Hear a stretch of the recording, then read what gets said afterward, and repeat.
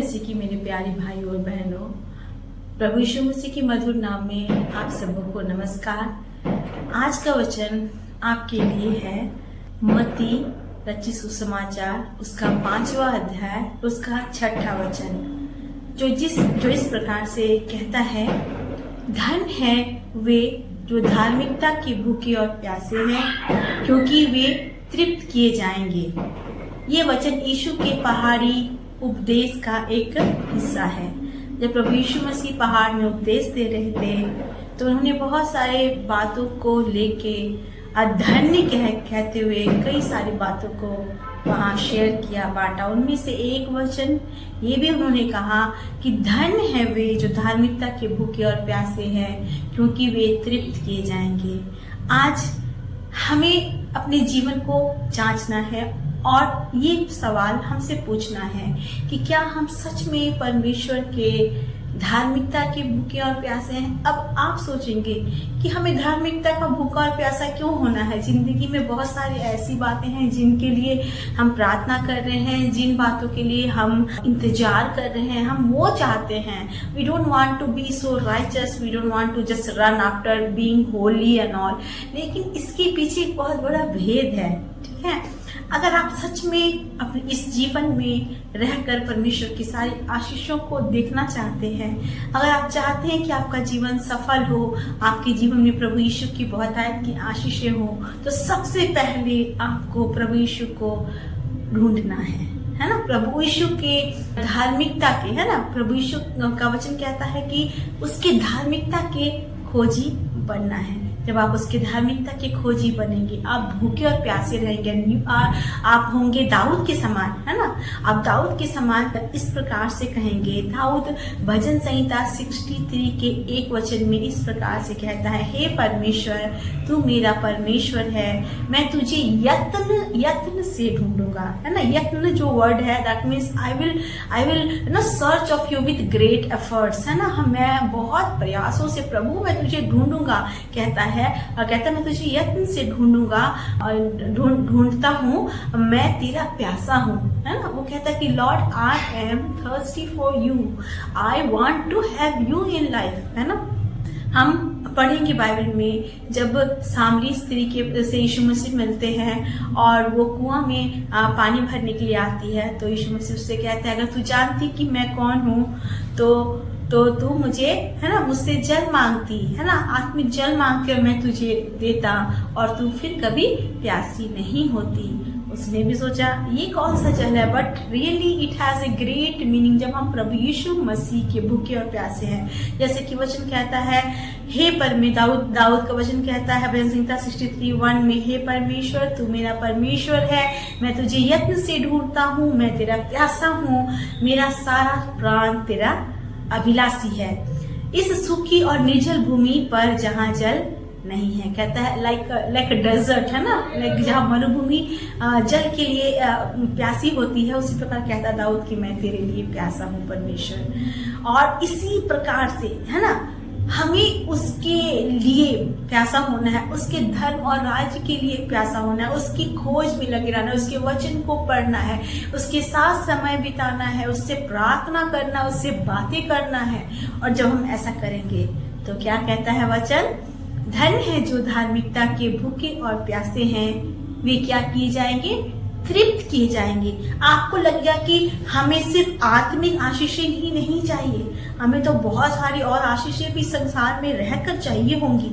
तो आपको मैं बताना चाहूंगी मेरे प्रियो कि जब हम परमेश्वर के भूखे और प्यासे होते हैं और जब हम उसके लिए यत्न से ढूंढते हैं और हमारा प्राण ऐसा होता है जैसे मरुभूमि हो, और हम उसके जल की प्यासे होते हैं, उसके आत्मा के प्यासे होते हैं, उसके राज्य के और धर्म के प्यासे होते हैं, तब हमें परमेश्वर क्या कहता है कि तब परमेश्वर हमें हर प्रकार की आशीषों से भरता है। हम भजन संहिता 107 के 9 वचन में इस प्रकार से पढ़ते हैं, क्योंकि वह अभिलाषी जीव को, है ना, अभिलाषी जीव को क्या करता है, संतुष्ट करता है और भूखे को उत्तम पदार्थ देता है ना। उत्तम पदार्थ से एक्चुअली लिखा हुआ तृप्त करता है ना। तो वो अभिलाषी जीव जो परमेश्वर की लालसा में है, जो परमेश्वर के प्यासे हैं, जो उसकी धार्मिकता के प्यासे हैं, भूखे और प्यासे, वो उन्हें क्या करता है, उत्तम पदार्थों से तृप्त करता है। अगर ट्रांसलेशन पढ़े, बहुत सारे बाइबल में अलग अलग ट्रांसलेशन है। दैट इंग्लिश में इस प्रकार लिखा है, he satisfies us with good things, है ना। आज हमारे जीवन में गुड थिंग क्या है? क्या वो नौकरी है? क्या वो घर है? क्या वो पैसा है? क्या वो आर्थिक परिस्थिति का बदलना है? परिवार में, है ना, कष्ट है जिसे हमें दूर करना है, हमें शांति की तलाश है, उसके प्रेम की तलाश है, जो भी तलाश है ना, वो कहता है He will satisfy you with good things। आज वो आपके जीवन में उस उत्तम आशीष को देने जा रहा है, आपको तृप्त करने जा रहा है। जब आप कहने पाओगे कि सच में मैंने परमेश्वर की खोज की, सच में मैंने परमेश्वर को पुकारा, मैंने कहा Lord I don't want anything, I just want you in life. और जब आपने ऐसा किया तो परमेश्वर ने न केवल आपको आत्मिक रीति से आशीषें दी, लेकिन आपके जीवन में उन सारी आशीषों को भी जोड़ा जो आपके लिए क्या था, उत्तम पदार्थ था, गुड थिंग था, है ना, द ब्लेस्ड ब्लेसिंग था, है ना। तो वो आपको देगा। हम अगर बाइबल में एक वचन को पढ़ेंगे, वो मत्ती रचित सुसमाचार उसका 6:33 इस प्रकार से कहता है। हम ये वचन को काफी बार पढ़ते हैं, हम इस वचन को जानते भी हैं। इसमें इस प्रकार से लिखा है, इसीलिए सबसे पहले परमेश्वर के राज्य और उसके धर्म की खोज करो, है ना, तो सारी वस्तुएं तुम्हें मिल जाएंगी। तो क्या हमें आज खोज करना है? क्या हम सच में चाहते हैं कि परमेश्वर हमें सारी वस्तुएं दे, परमेश्वर हमें आशीष दे, हमारे दुखों को दूर करे, हमें चंगा करे, हमें अपनी आशीषों से भरे? अगर हम सच में ऐसा चाहते हैं तो मेरे प्रियो, आज हमें प्रभु यीशु के सामने अपने जीवन को देना है और कहना है, लॉर्ड मैं सब बातों को साइड रखकर आज से मैं आपकी खोज करूंगा, आपके लिए समय निकालूंगा, आपसे बातें करूंगा, वचन पढ़ूंगा, मैं आपके धार्मिकता का भूखा प्यासा हो जाऊंगा, जैसे दाऊद था। हम जानते हैं प्रियो, दाऊद एक बहुत ही मामूली सा लड़का था।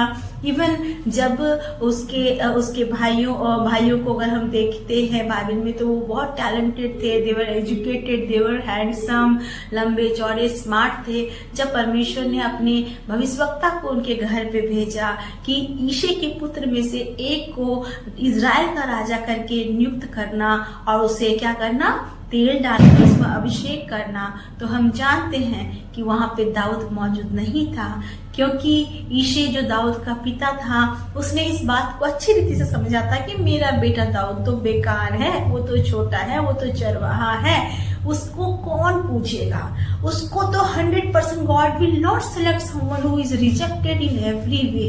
और वो इस कारण से जब अभी नबी वहां पे पहुंचता है अभिषेक करने के लिए, तो सारे बच्चे मौजूद होते हैं, सारे भाई मौजूद होते हैं, लेकिन दाऊद वहां नहीं होता है।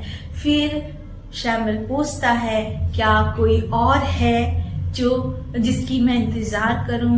तो वहां तब बताया जाता कि हाँ, एक मेरा बेटा है जो कि ज्यादा बड़ा भी नहीं है, छोटा है, वो तो चरवाहा है, और वो क्या करता है, भेड़ बकरी चराता है, और he is not so important and he is not qualified. लेकिन हम देखते हैं दाऊद कैसा था, दाऊद परमेश्वर के वचन का खोजी था। वो भेड़ बकरी चराते चराते अपने आप को प्रभु की धुन में रखता था और कहता था, यहोवा मेरा चरवाहा है, मुझे कोई कमी नहीं होगी, घटी नहीं होगी।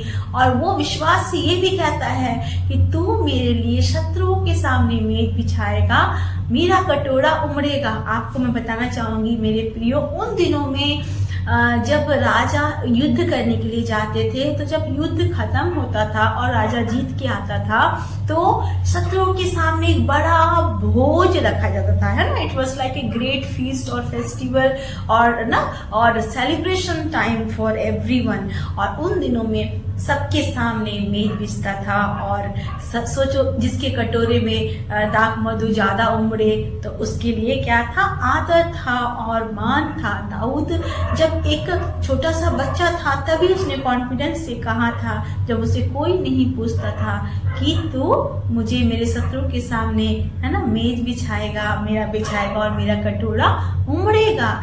वो जानता था कि एक दिन मैं परमेश्वर के द्वारा आशीषित होऊंगा और प्रभु मुझे आशीष देगा। क्यों?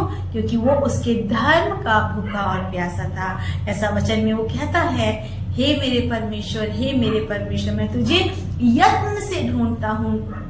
और क्योंकि दाऊद ने परमेश्वर को अपने छोटे उम्र से ही यत्न से ढूंढा, हम जानते हैं कि किस प्रकार परमेश्वर ने उसके सारे भाइयों को, दे वर क्वालिफाइड एवरीथिंग, बाहरी रूप से वो लोग बेस्ट थे, उनको रिजेक्ट करके दाऊद को, है ना, दाऊद को चुना और उसे धूली में से उठाकर सिंहासन पे बिठाया और उसे आशीषों से भरा।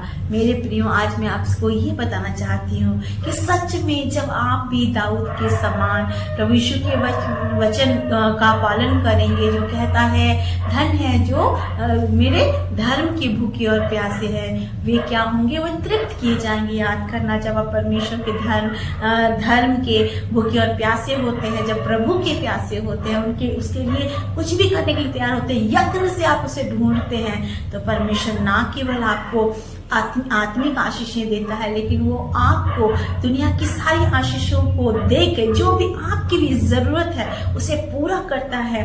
तब आपकी नीड परमेश्वर की नीड हो जाती है। और वो वचन कहता है, भजन संहिता 20:4 में वो इस प्रकार से कहता है, मैं तेरे मनोरथों को पूरा करूंगा। वो आपके मन की इच्छाओं को पूरा करके आपको बहुत आशीष देता है।